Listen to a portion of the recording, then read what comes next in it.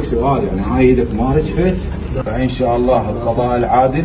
صدمة في العراق بعد قيام شاب بقتل شقيقه المغترب العائد إلى العراق لزيارة أهله في محافظة الديوانية واسمه معا، الذي لم يتوقع أن موته سيكون على يد أخيه بعد شجار نشب بينهما بسبب خلاف مادي، ولكن النهاية كانت مأساوية بعد مقتله برصاص أطلق من سلاح كان بيد شقيقه. والجريمة لم تنتهي هنا، بل تمادى الأخ القاتل وقام بتقطيع الجثة إلى 3 أجزاء وتفريقها برميها في أماكن مختلفة، والجزء الأكبر رماه في النهر. ولكن بعد مرور شهر على جريمة القتل المروعة كشفت شرطة الديوانية الخيوط كاملة باعتراف القاتل.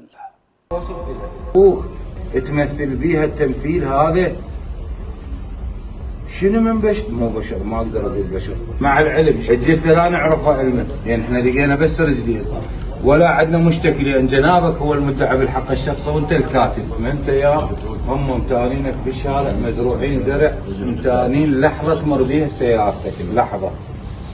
تاكدنا من عندك بنسبه 100%.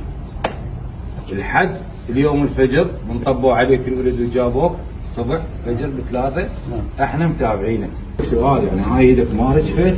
فان شاء الله القضاء العادل بما ارتكبت ايدك من جريمه بشعه هو جهنم وبئس المصير.